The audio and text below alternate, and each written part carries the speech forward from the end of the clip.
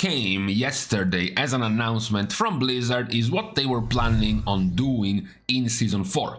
So Blizzard basically came up and said, we are not really going to come up with anything special in Season 4 when it comes to the tier sets of the next season. Because of course the next season is not going to get a new raid with a new set of tier sets for every spec. So instead, what they came up with is, we are going to let you choose. We are going to make up a whole list of polls where you first get to choose the look of the set you would like to have in the next season, and then we get to ask you to pick the tier set bonuses for each and every spec.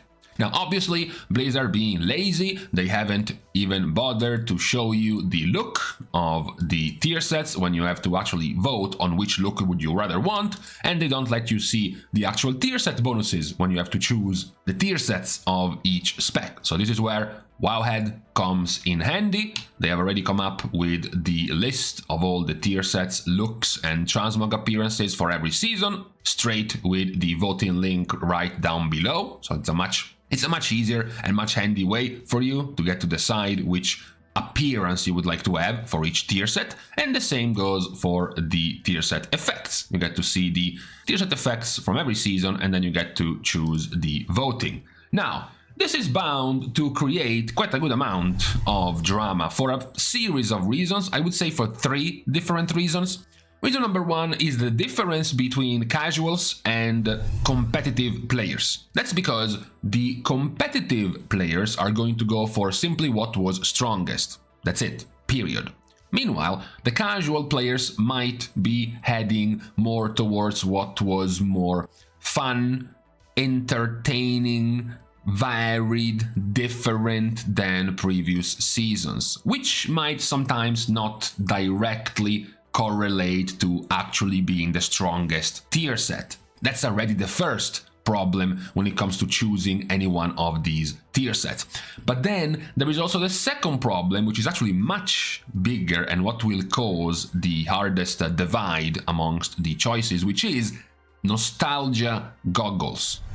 The problem with these tier sets is that many players are currently voting by simply making the correlation between which spec was OP in which season. So if spec 1 was OP in season 1, then we just vote for the tier set of season 1. If spec 2 was OP in season 2, well, that's easy. We just give them the season 2's tier set. A good example for this currently is Evoker. Preservation Evoker had its strongest run in Season 1. So once you go into the voting of Preservation Evoker and you look at the results, everyone or the majority of the picks are for Season 1. There's a problem, though. Season 1 is the worst tier set of Evoker. Why? Because this tier set was only strong at the time. This tier set was only strong before the changes to the talent tree, before the changes to the spells themselves, before other things were buffed in the rest of the tree of the spec. This is the other big problem of choosing a tier set after several rounds of balance tuning, because that is what we have seen happen from Blizzard. They release a tier set, but then they also realize the spec is too OP, so they start nerfing everything around the tier set. They start nerfing passive effects, they start nerfing abilities, just to make so that the tier set is not nearly as strong. But then, once the next season is released, this tier set is abandoned and the rest of the spec gets changed based on the next season's tier set. So this creates problems where going backwards in time to pick back up a tier set which Blizzard had to balance the spec around might no longer make sense, because right now we are in Season 3 and multiple features in a spec's talents might have been changed to make sense with this tier set. A good example could be Resto Druid. As you know, Blizzard a few months ago added in the Resto Druid's talent tree Grove Guardians and Wild Synthesis with Grove Guardians talents attached, basically just to have this ready for when they would release Resto Druid's Season 3 tier set, which is entirely centered around your Grove Guardians. Also, they followed it up by nerfing pretty much every one of your other abilities, like Reju, like Life Bloom, like Wild Growth, just because this one was getting so much more powerful. However, if you go back to picking Season 1, which effectively doesn't have Growth Guardians, they don't exist, they're not part of your kit, first of all, these two talents would become useless or much weaker because they now have no support in your tier set for starters. And number two, you now would still have these abilities, for example, nerfed in their healing effectiveness because Blizzard had to balance the spec around Growth Guardians. That is what could cause some problems in balancing. To the ones who might think this is a lazy or simple addition from Blizzard in this season, having to simply copy-paste, right? Having to simply just copy-paste the previous tier sets and call it a day.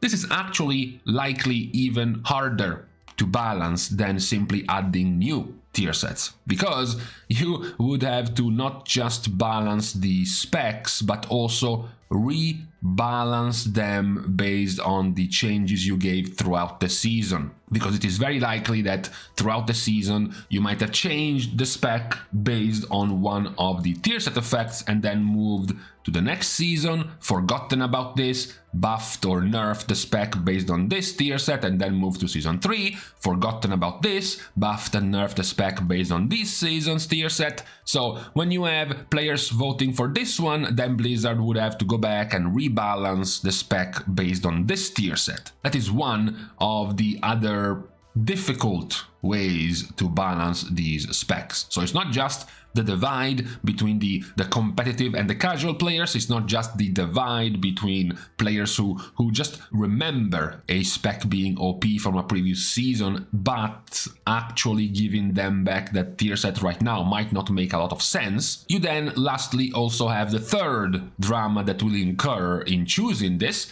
which is Mythic Plus versus the Raid. This is another interesting one because there are a few tier sets around here that have proven to be powerful in Mythic Plus, but weak in the Raid. Meanwhile, you also have tier sets that do vice versa. They are powerful in the Raid and weak in Mythic Plus. A good example of this problem right now would be the Holy Priest bonuses, because Holy Priest has currently the voting going on in a fight, a debate between Season 2 and Season 3. However, Season 2 was dreadful, awful. In fact, it was irrelevant for Mythic Plus. It was just a bunch of prayer of mending spreading to multiple targets over and over, which doesn't make much sense when you're playing with just 5 players in Mythic Plus. However, Priest was OP in Season 2, Priest was the most brought healer in Season 2, so players are just going, oh, let's just pick Priest in Season 2 because that's when Priest was OP.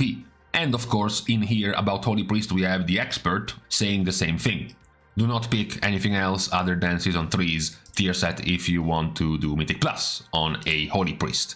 There are some picks, of course, that will be much more simple, much more straightforward, do not cause that much drama. For example, Havoc, there you go. Everyone is picking Season 3. Why? Because Havoc has been reworked. Havoc has been reworked in here. This tier set has been built around the reworked Havoc, meaning these two picks make little sense and this one is clearly the strongest one. But for other choices there might be a bit more of a debate on which tier to go for. Talking about other specs that have been reworked, for example, you have Holy Paladin. At the moment, Holy Paladins are going back to Season 2. That's when Holy Paladin was at its strongest once more. It's when Holy Paladin was part of the Exodia composition in Mythic Plus, for example, and that's where Holy Paladin is being taken right now, which has also been pointed out as quite confusing by some of the more competitive players, since this one was the tier set that gave you the most amount of holy power, the most amount of resources, except after the rework Holy Paladin basically ignores holy power because Word of Glory and Light of Dawn heal like a wet noodle and you wouldn't really use them for much of anything. But, you know, people remember Paladin being OP in Season 2 and that's where the votes are going right now. This is the current situation when it comes to this system. Surprisingly enough, this is actually not really going to last that long. It's only going to be 1 week. So there isn't a lot of time to come up with a decision based on these tier sets. It's quite fast. Presumably, of course, Blizzard, once the voting is over, will have to start actually rebalance the specs for the incoming season to make them fit the tier set that was chosen. There is, of course, we still leave some room for the mega hopium take, which is Blizzard will eventually give up and simply put up some vendors and allow players to literally pick and choose which of the tier sets they want to play with at some point in the season. That, I think, would be the coolest option, the coolest choice for this season 4. After all, it's an experimental season, so why not test out trying to give the choice of players of multiple tier sets in a season just to see how that goes.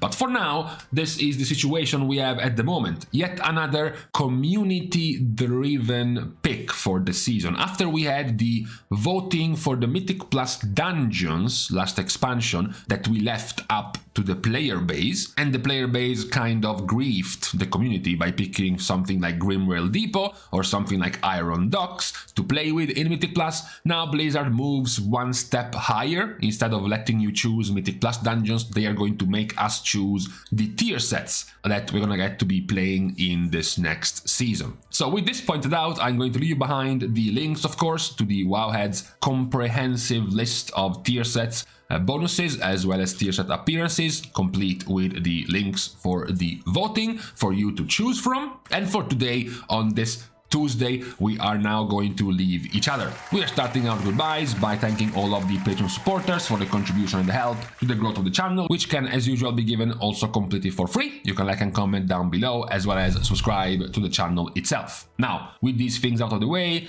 thank you guys again for watching. See you guys soon, and in the meantime, I'm just here for the memes. I'm just here to see which one of the specs will be griefed by clueless players picking the wrong choice.